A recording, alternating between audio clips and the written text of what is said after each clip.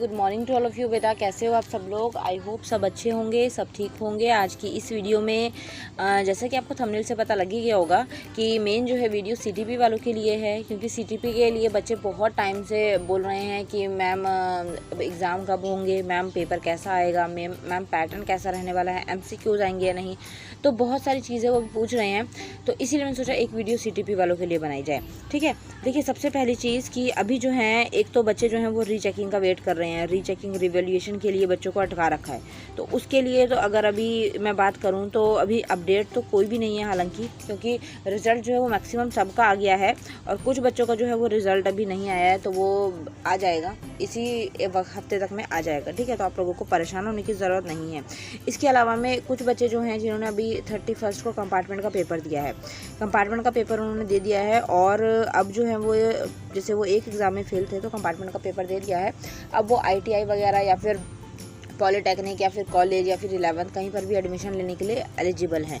ठीक है, आप लोगों को सिर्फ अपना क्या करना है, एडमिट कार्ड जो आया था वो दिखा देना है एज अ प्रूफ कि हमने कंपार्टमेंट का एग्ज़ाम दे दिया है। ठीक है ना।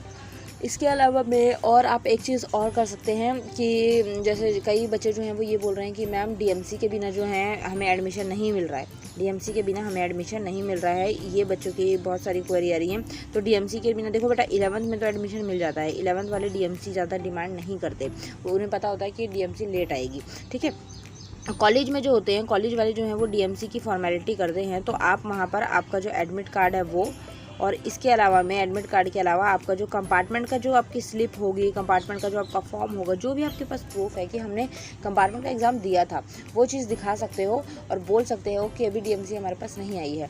हालांकि एक चीज़ आपको मैं बता दूं कि हरियाणा बोर्ड ने अब बोल दिया है कि DMC उनके वहाँ पर आ रखी है, जिनके भी रिवैल्यूएशन हो या फिर रीचेकिंग हो, जो भी पास हुए हैं, जिन बच्चों के मार्क्स भी बढ़े हैं, उनकी DMCs जो हैं वो हरियाणा बोर्ड में आ चुकी है। ठीक है, स्पेशली 12th वालों को बोल रही हूँ, 10th वालों की DMC तो अभी आ जाएंगी, आपको फिक्र करने की ज़रूरत नहीं है, आना स्टार्ट हो गई हैं। 12th वालों को बोल रही हूँ, अगर उन्हें ज़्यादा ज़रूरत है, जैसे वो कॉलेज में अगर जाना चाहते हैं, मतलब कि कॉलेज में एडमिशन नहीं मिल रहा है, DMC की प्रॉब्लम चल रही है और रीचेकिंग रिवैल्यूएशन करवा के न्यू DMC उनकी आनी थी लेकिन अभी नहीं आई है, तो आप हरियाणा बोर्ड जाके DMCs ले सकते हैं, वहाँ पर आपकी DMCs आ रखी हैं। ठीक है बेटा, तो ये एक चीज़ आप लोगों को क्लियर हो गई होगी आई थिंक। तो बच्चे बहुत ज़्यादा कमेंट में पूछ रहे थे DMC के लिए, मैम DMC कब आएगी, हमें न्यू वाले मार्क्स कैसे पता लगेंगे, ऐड कब होंगे, वो DMC हमें कब मिलेगी, तो ऐसे बहुत सारे क्वेश्चंस थे, तो इसलिए मैंने ये चीज़ आपकी क्लियर की। ठीक है, अब चलते हैं CTP के उसके ऊपर। देखिए CTP के लिए आपको सबसे पहली चीज़ तो मेन आपको हरियाणा बोर्ड की जो ऑफिशियल वेबसाइट है वहाँ पर जाना है। देखिए मैं यहाँ पर हूँ, ओके, और सिंपल सी है, ये देखिए यहाँ पर दिख रही है आप लोगों को BSEH, ये दिख रहा है ना लिखा हुआ BSEH, ये आप जब फिल करोगे तो यहाँ पर ऑफिशियल वेबसाइट जो है वो आ जाएगी। ठीक है, BSEH.org लिखोगे, ऑफिशियल वेबसाइट आएगी और ये ऐसा सा कुछ इंटरफेस सामने आ जाएगा। अब इसके बाद अगर आप लोग आगे जाएंगे तो यहाँ देखिए आपको दो ये चीज़ें दिखेंगी, सेकेंडरी और सीनियर सेकेंडरी। जब आप खोलेंगे ना इसको तभी आपको दिख जाएंगी। सेकेंडरी का मतलब क्या होता है, 10th क्लास, सेकेंडरी का मतलब, सीनियर सेकेंडरी का मतलब होता है 12th क्लास। अब मैं अगर 10th क्लास पे क्लिक करती हूँ, मतलब प्रेस करती हूँ, तो यहाँ पर 10th क्लास के बारे में इन्फॉर्मेशन आ जाएगी, न्यू सिलेबस आ जाएगा, पैटर्न आ जाएगा, सारी चीज़ें आ जाएंगी। 12th पे क्लिक करती हूँ तो 12th की सारी चीज़ें आ जाएंगी। अब यहाँ पर मैंने देखिए 10th पे क्लिक करा हुआ है, तो 10th क्लास के मुझे यहाँ देखिए तो 9th क्लास का आ रहा है, 9th क्लास का सिलेबस आ रहा है यहाँ पर 2022-23 का, और इसके अलावा यहाँ पर 10th क्लास का भी सिलेबस आ रहा है 2022 और 23 का। तो इस तरीके से आप न्यू सिलेबस जो है वो देख सकते हैं। जो अब 10th क्लास का जो सिलेबस है मेनली, वो अब न्यू पैटर्न क्या रहने वाला है, किस तरीके से आने वाला है, क्या क्या चीज़ें आएंगी, कौन कौन से चैप्टर्स आएंगे, वो सारी चीज़ें। ठीक है, वैसे मैंने बोला ही था कि ज़्यादा चेंजेस नहीं हुए हैं, तो आप लोगों को परेशान होने की ज़रूरत नहीं है। देखिए जैसे ये सारे सब्जेक्ट्स आप लोगों को 10th क्लास वाले आ गए हैं। मैं मेन सब्जेक्ट्स जो हैं आपको बता देती हूँ। जैसे अगर मैं इंग्लिश पर क्लिक करूँ तो यहाँ पर आप देख सकते हैं, अगर इंग्लिश की देखा जाए तो यहाँ पर PDF, इसके अंदर कौन कौन सी चीज़ें आप लोगों की आने वाली है, कौन कौन से चैप्टर्स आप लोगों के आने वाले हैं। ये देखिए एनुअल चैप्टर गाइडेंस जो है, ये तो गाइडेंस दी हुई है, और यहाँ पर देखिए दिया हुआ है चैप्टर जो है लेटर टू गॉड। ठीक है, and the 100 dresses teacher must explain ironically sense with situation to the student in addition to the detail study of phrases used in chapter. तो ये बहुत ज़्यादा इन्होंने इस बार इम्प्रूवमेंट की है। ये जो आपको मोटे मोटे अक्षरों में नज़र आ रहे हैं ना, ये चैप्टर्स के नाम ही हैं बेटा। ठीक है ना, तो इस तरीके से आप देख सकते हैं ये सारे के सारे चैप्टर्स जो हैं ये आने हैं। ठीक है, ओके, ये देखिए ये सारे चैप्टर्स आपके आने हैं। इसके अलावा में और अगर आगे देखा जाए तो यहाँ पर अगर देखें तो ये देखिए चैप्टर कौन कौन सा है, letter to God, triumph of surgery, dust of snow. Grammar में अगर मैं बात करूँ पंक्चुएशन आएगी, ठीक है, और uses of bracket, exclamatory sign, writing skills, वही नोटिस, ऐसे ये सारी चीज़ें। इसके अलावा Nelson Mandela, tiger in the zoo, ये सारी चीज़ें। और अगर मैं ग्रामर की बात करूँ टेंसेस, आर्टिकल्स, ठीक है, टेंसेस और आर्टिकल्स मैंने वीडियो भी बना रखी है, पंक्चुएशन, प्रपोजिशन की वीडियो है, कंजक्शन की वीडियो है, आप वो चैनल पर देख सकते हैं। इंग्लिश की जो प्लेलिस्ट है वहाँ से आपको मिल जाएगी, आप अपने टेंसेस जो है वो क्लियर कीजिए। फिर बाकी ये सारे चैप्टर्स और पोएम्स आ गई हैं। उसके बाद में ये सारे आ गए मॉडल्स हैं और राइटिंग स्किल्स हैं, ठीक है। 100 ड्रेसेस पार्ट 1 पार्ट 2, नेकलेस, फिर कॉम्प्लेक्स एंड कंपाउंड क्लॉजेस, इस तरीके से। और फिर एक नीचे देख सकते हो आप लोग सेंटेंसेस, एडजेक्टिव और ये सारी चीज़ें। ये देखिए कितने सारे चैप्टर्स हैं, ये पूरा 1 साल का है, ठीक है ना। ये सारा का सारा सिलेबस है आपका। आइडम्स भी आएंगे, प्रपोजिशन आएगी, ठीक है, ओके।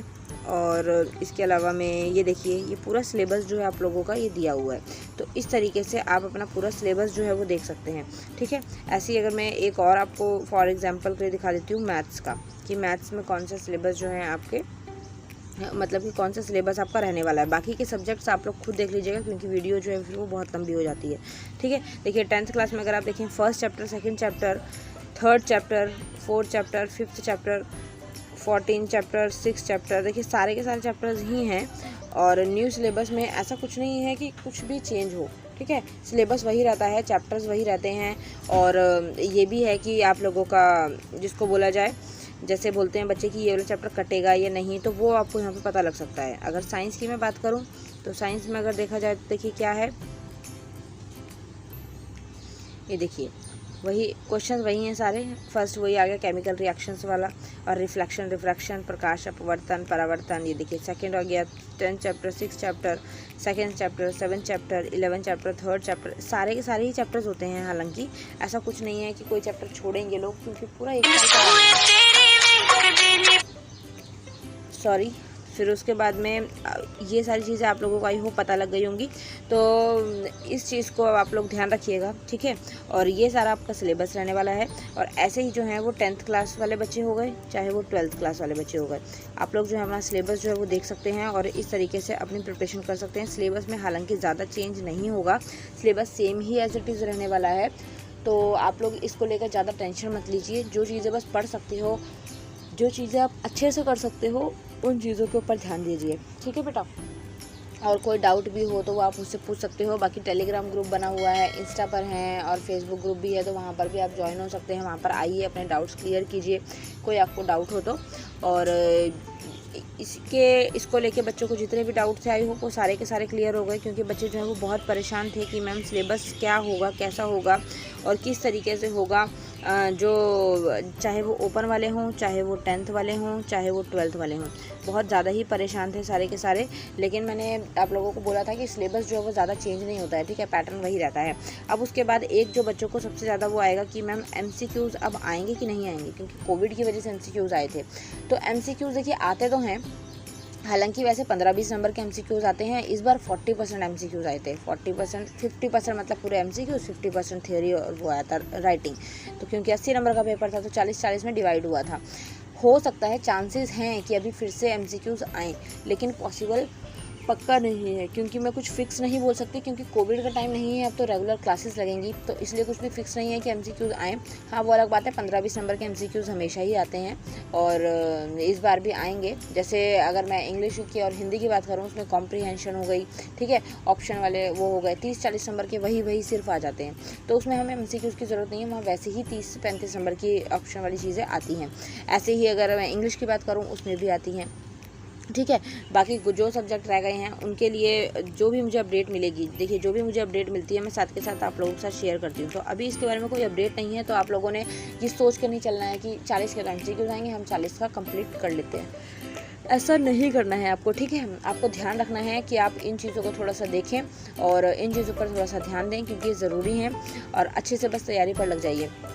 अब बच्चों का लास्ट में जो एक क्वेश्चन मेन था कि मैम सितंबर में भी पेपर होते हैं क्या, तो हाँ सितंबर अक्टूबर में भी पेपर होते हैं, लेकिन अभी कोई फॉर्म नहीं निकला है, क्योंकि अगर जब तक फॉर्म नहीं निकलेगा 1-2 महीने पहले फॉर्म्स निकल जाते हैं और उसके बाद आपके एग्ज़ाम्स हो जाते हैं। तो अभी फॉर्म नहीं निकला है, तो अभी मुझे उसके बारे में फ़िक्स अपडेट नहीं है।